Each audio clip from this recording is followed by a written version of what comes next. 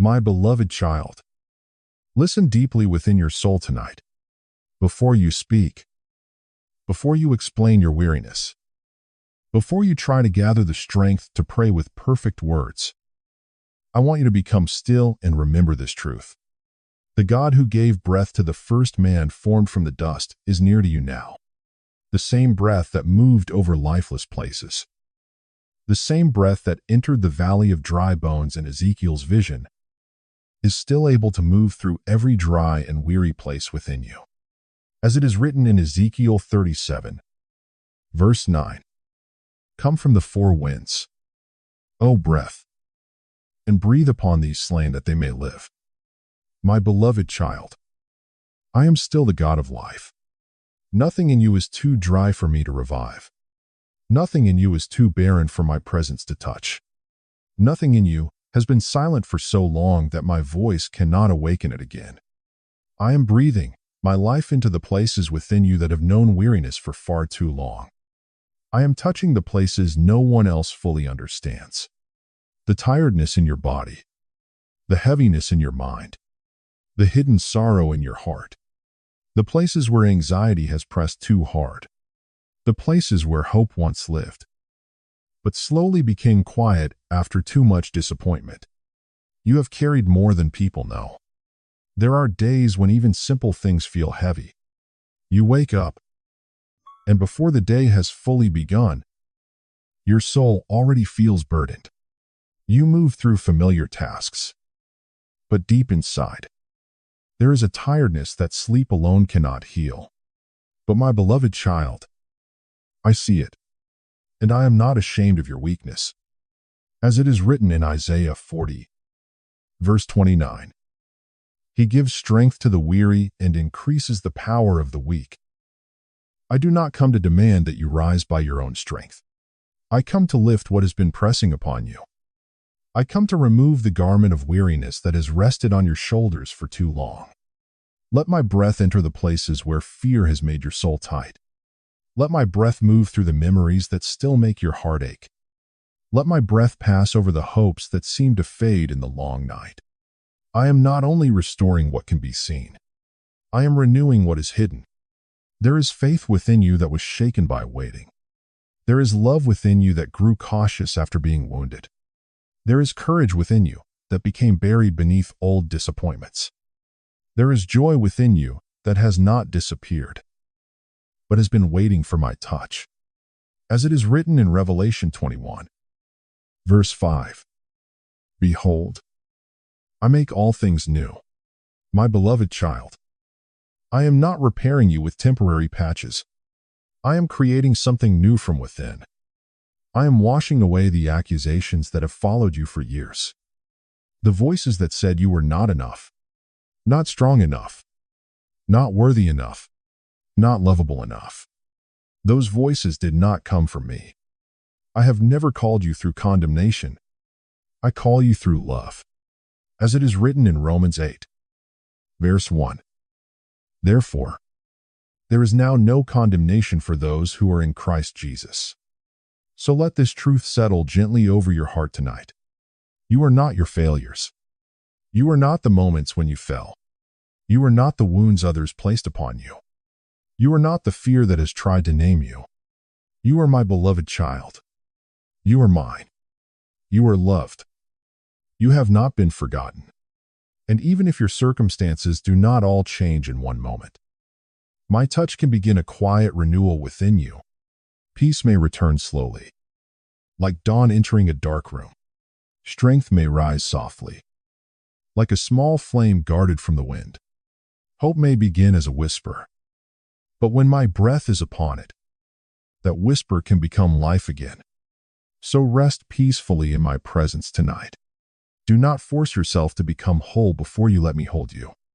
Do not wait until you feel strong before you come near. Bring me your tired body, your restless mind, your wounded heart, and the parts of your soul that no longer know how to hope. I am here. Let my breath fill every empty place within you. Let your weary soul lie still in the arms that will never let you go. The breath that raised dry bones can still move through the hidden places of your soul tonight. My beloved child, do not fear the quiet moments when I seem silent. I know there are nights when you sit alone, searching for a sign, a feeling, a clear answer, or one small assurance that I am still near. You pray, and then you wait. You listen, and the room remains still. You look for movement, yet everything around you seems unchanged. But my beloved child, my silence is not the emptiness of abandonment. There are moments when I speak loudly enough for your circumstances to shift. But there are also moments when I speak so deeply that only a quiet heart can hear me. I do not allow silence in your life to make you lonely. I allow it to clear away the noise that has been covering my voice. There are other voices that must grow quiet within you. The voice of fear, the voice of hurry, the voice of needing to know everything before you trust, the voice of old wounds telling you that silence means rejection. But I am not like those who left you uncertain. I am faithful, even when you cannot feel me strongly. I am near even when your emotions do not rise. I am still holding you even when your heart does not know how to describe what it needs. As it is written in Psalm 46, verse 10, "Be still and know that I am God." Stillness is not a punishment. Stillness is a sacred place where your soul learns again who is truly holding your life. Many times, you have looked for me in the powerful wind, in the shaking of the earth, in the fire of great emotion. You thought my nearness would always arrive with something dramatic enough to remove every doubt at once. But remember Elijah. He was weary and afraid, hiding in a cave, waiting for me to reveal myself. The wind came, but I was not in the wind. The earthquake came, but I was not in the earthquake. The fire came, but I was not in the fire. Then came a gentle whisper, "My beloved child, I often come nearest in the deepest silence, not because I am weak, but because my love does not need to shout in order to be real." There are things only stillness can teach your soul. Stillness teaches you that faith is not built only on intense feelings. Stillness teaches you that my presence is deeper than emotion. Stillness teaches you to trust my character when your circumstances do not explain my hand. As it is written in Psalm 37, verse 7, "Be still before the Lord and wait patiently for him." Waiting patiently does not mean your heart feels nothing. It does not mean you never wonder. It does not mean you have no questions.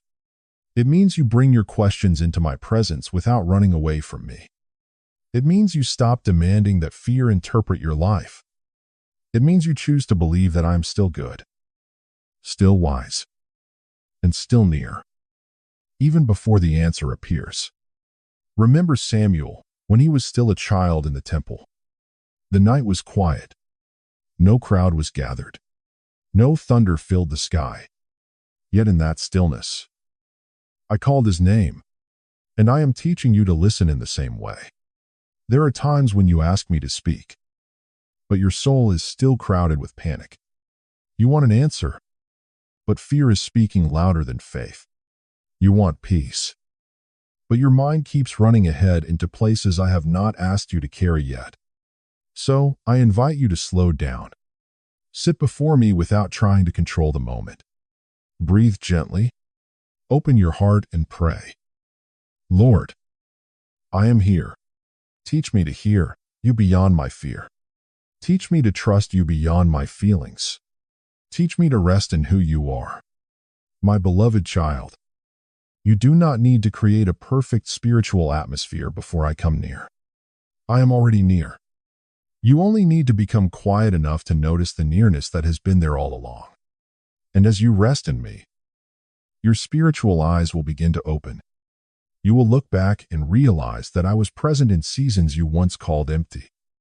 You will see that some delays were protection. Some pauses were preparation. Some silences were not closed doors, but holy rooms where I was forming deeper trust within you. So do not rush to fill every quiet space with anxiety. Do not be afraid when I do not answer in the way you expected. The silence you fear may be the very place where I am teaching your soul to hear me clearly. My beloved child, do not look at the people who enter your life only through the eyes of temporary emotion. Some encounters bring joy. Some bring comfort. Some arrive like gentle rain after a long season of drought. They make you feel seen, and heard, and understood in ways your soul has deeply needed. But there are also encounters that stir confusion. There are people who awaken questions inside you. People who touch places in your heart you did not know were still wounded. People who leave you wondering why they came, why they stayed for a season, and why they had to go. But my beloved child, I want you to know this. Nothing I allow is without purpose. I do not delight in your pain. I do not rejoice when your heart is wounded. But I am powerful enough to use even the things that once made you cry as doors into deeper healing, greater wisdom, and a more mature love.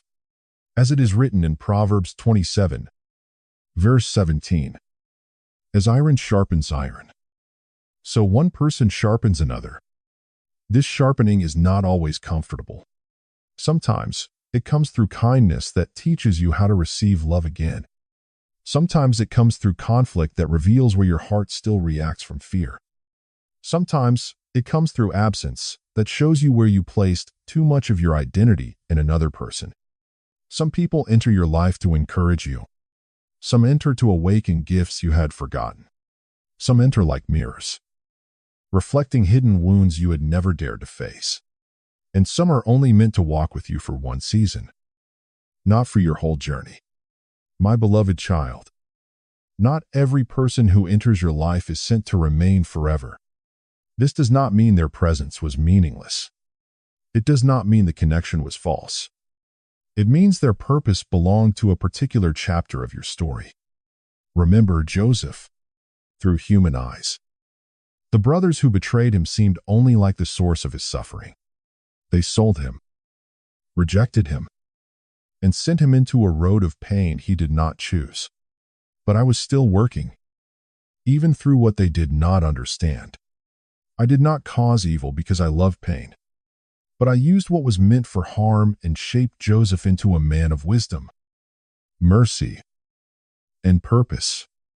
My beloved child, I can do the same within you. I can use what confused you to reveal what needs healing. I can use what disappointed you to teach your soul not to build its home in another human being. I can use what ended to make room for what must begin. No human being can take the place that belongs to me within your soul.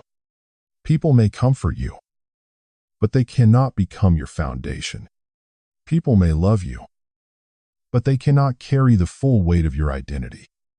People may walk beside you, but they cannot be the source from which your soul receives life. That place belongs to me alone.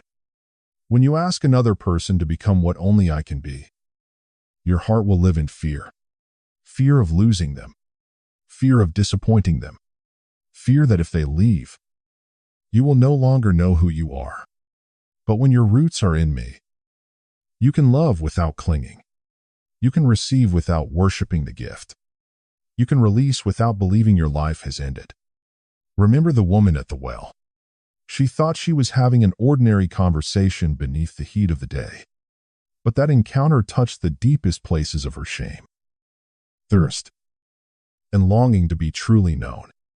I did not meet her to condemn her. I met her to awaken the living water her soul had been searching for all along. And my beloved child, there are encounters in your life that I have used in the same way. Some people revealed your fear of abandonment. Some revealed your longing to be chosen. Some revealed your need for boundaries.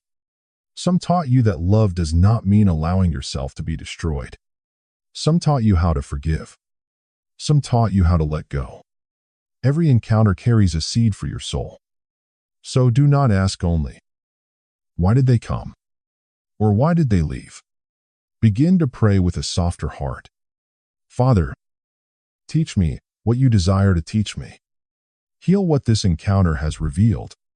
Help me love with wisdom. Help me release with peace. Help me find my identity in you alone. My beloved child, when you pray this way, your heart will no longer be ruled only by regret. You will begin to see that I was present in the meeting, present in the lesson, and present even in the parting. Some people were not sent to complete your heart, but to reveal the places where I still want to heal it. My beloved child, do not be afraid when your heart feels emptier than before. I know there are days when you look around and realize that certain things no longer feel the same. Certain people are no longer beside you. Certain familiar comforts no longer hold your heart the way they once did. And because the room of your soul feels quieter, you begin to wonder if something has gone wrong. But my beloved child, emptiness is not always abandonment. Sometimes I am clearing space.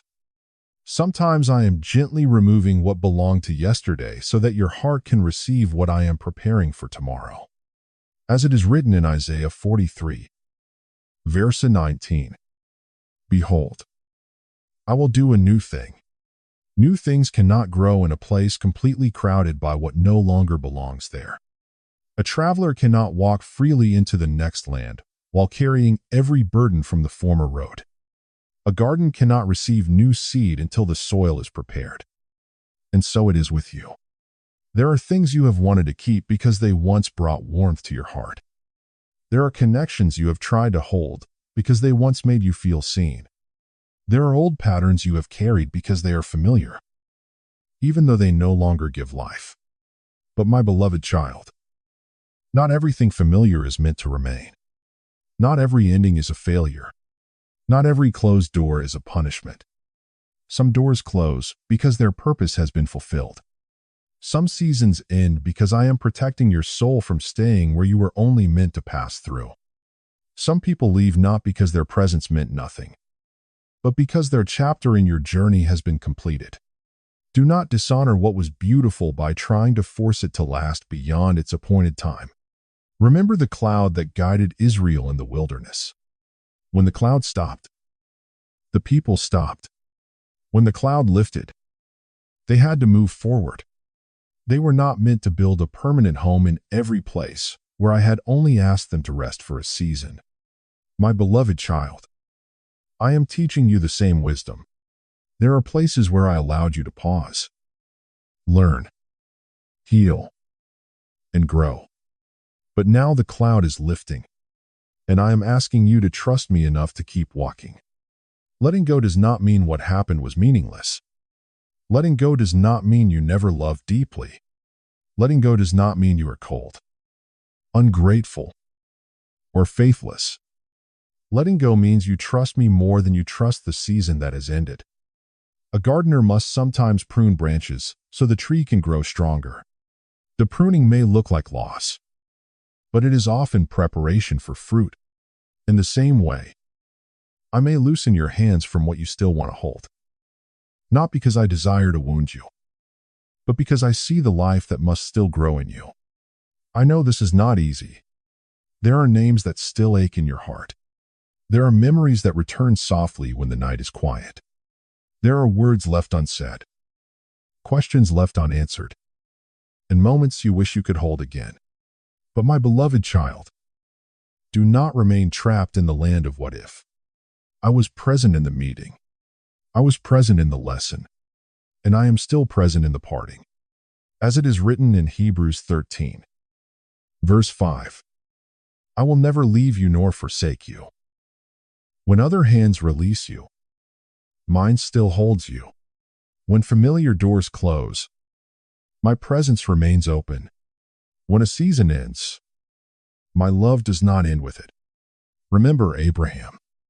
I called him to leave the land he knew, not because everything behind him was evil, but because the promise was ahead of him. If he had clung only to what was familiar, he would have missed the place I had prepared. And so it is with you. I am not calling you forward to take away your joy. I am calling you forward because there is more life ahead than your heart can see right now.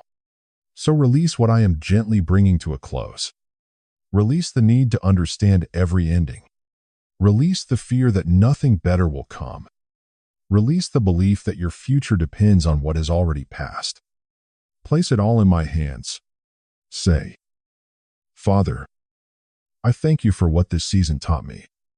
I release what no longer belongs to my next step. Lead me forward with peace. My beloved child, what I ask you to release is not always something evil. Sometimes it is simply something whose season has ended. And when you open your hands in trust, you will discover that they are not empty for long. They are ready to receive what I have prepared. My beloved child, I never promised that your journey would be without tears. I never told you that the road would always be easy, that your heart would never ache, or that your faith would never be tested by seasons you could not understand. But I did promise you this. No pain you bring into my hands will ever be wasted. As it is written in Romans 8, verse 28. And we know that in all things, God works for the good of those who love him. This does not mean everything that happened to you was good. It does not mean every wound was right. It does not mean I delight in your suffering. My beloved child, I am not the author of cruelty.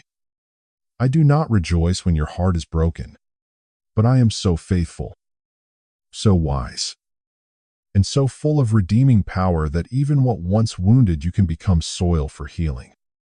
Wisdom, mercy, and deeper love. There are things you learned in the valley that comfort alone could never have taught you. There is compassion in you, now that was formed through pain. There is discernment in you, now that came through disappointment. There is gentleness in you now, that was born when you realized how deeply a heart can hurt and still need kindness. Do not despise the difficult seasons you have walked through. They are not the whole story of your life, but they are places where I have been shaping something eternal within you. As it is written in 2 Corinthians 4, verse 8. We are hard-pressed on every side, but not crushed. You may have been pressed, but you were not abandoned. You may have been shaken, but you were not destroyed. You may have walked through fire, but you did not walk through it alone. Remember the 3 friends of Daniel in the furnace. Those who looked from outside expected the fire to consume them. But in the middle of the flames, there was another presence walking with them. My beloved child, I have been with you in the fire too. I was with you in the nights you did not understand. I was with you when your prayers felt weak. I was with you when your heart was tired from holding too much for too long. And I am still with you now. Not as a distant observer, but as the one who walks beside you and keeps your soul from being consumed. The fire that once looked like it would destroy you may become the place where I reveal the gold I placed within you. Gold is refined by fire, not because the fire hates the gold, but because the fire reveals what is pure. A vessel in the potter's hands may be reshaped, not because it is worthless, but because the potter still sees purpose in it. In my beloved child, I still see purpose in you. Your brokenness has not made you useless. Your wounds have not made you too damaged for my love. Your past has not disqualified you from the future I am preparing. But as I heal you, I also want to guard your heart. As it is written in Proverbs 4, verse 23, guard your heart above all else, for from it flow the springs of life. Guarding your heart does not mean becoming cold. It does not mean closing yourself off from love. It means refusing to let bitterness become the ruler of your inner life. I know there are things that hurt you deeply. I know there were words that stayed with you long after they were spoken. I know there were moments when you waited for an apology that never came. But my beloved child, forgive. Not because what happened was right. Not because your pain was small. Not because trust must be restored immediately. Forgive because I do not want your soul to remain chained to what wounded it. Forgiveness does not always mean full reconciliation. It does not mean returning to a place that continues to harm you. It does not mean pretending nothing happened. It means placing judgment in my hands and allowing your heart to become free. Remember Joseph when he stood before the brothers who had betrayed him. He did not deny the evil that had been done, but he also did not allow that evil to write the final sentence over his life. As it is written in Genesis 50, verse 20, "You meant evil against me, but God meant it for good." My beloved child, I can bring good even from what others meant for harm. So lay down the burden you were never meant to carry forever. Let me soften what pain tried to harden. Let me heal what memory still touches. Let me teach you a strength that remains tender, a love that carries wisdom, and a peace that cannot be stolen by the past. The fire did not end your story. In my hands, it became the place where a deeper beauty began to rise. My beloved child, you are no longer only surviving what happened to you. For a long time, you walked through life as though your only task was to endure, to get through the day, to keep breathing, to hold yourself together when no one could see how tired your soul had become. But now, I am calling you deeper. I am not only healing what was wounded, I am awakening what I placed within you before fear covered it, before disappointment buried it, before the voices of the world made you question whether your life truly mattered. As it is written in Ephesians 2, verse 10, "For we are his workmanship, created in Christ Jesus for good works, which God prepared beforehand."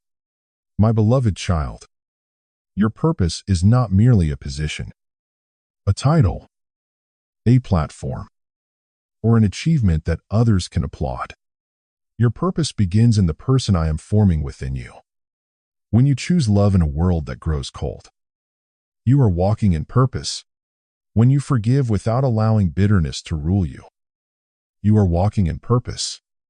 When you speak truth with gentleness, when you comfort the weary, when you keep your heart soft after pain, you are becoming the light I created you to carry. Do not measure your calling by the size of the stage. A small lamp can still change the darkness of a room. As it is written in Matthew 5, verse 14, "You are the light of the world." That light was not placed within you so you could hide forever behind fear. It was not given so you would remain trapped in the old name's pain once placed upon you. You are not only the one who suffered. You are not only the one who waited. You are not only the one who lost. You are mine. You are called. You are being restored. You are being sent forward with a quiet strength that comes from my presence. As it is written in Matthew 5, verse 15, "Neither do people light a lamp and put it under a basket." My beloved child, I did not bring you through the fire so your light would remain covered. I did not heal your heart so you would live forever as though you were still chained to the old season. Rise gently, but rise, not with pride, not with haste, not with the need to prove yourself. Rise with the peace of one who knows they are held by me. There are two quiet illusions I want to remove from your soul. The first is the illusion that this is enough. You have grown. You have healed in ways you once thought impossible. You understand more than before. You have found moments of peace. But do not confuse partial healing with the fullness I still desire to give you. I am grateful for every step you have taken.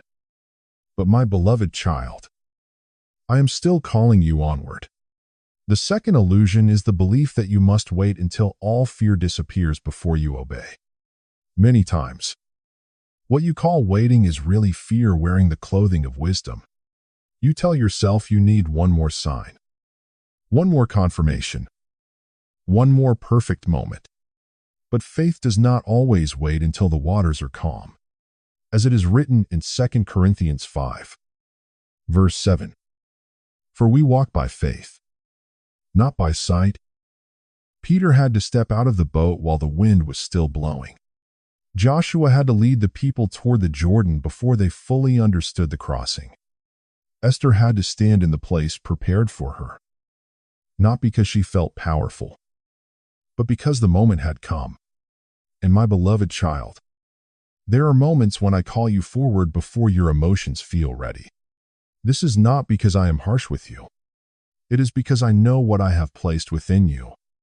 As it is written in Jeremiah 1, verse 5, "Before I formed you in the womb, I knew you. You are not accidental. You are not forgotten. You are not late in my plan. Even the years you thought were wasted have been woven into preparation.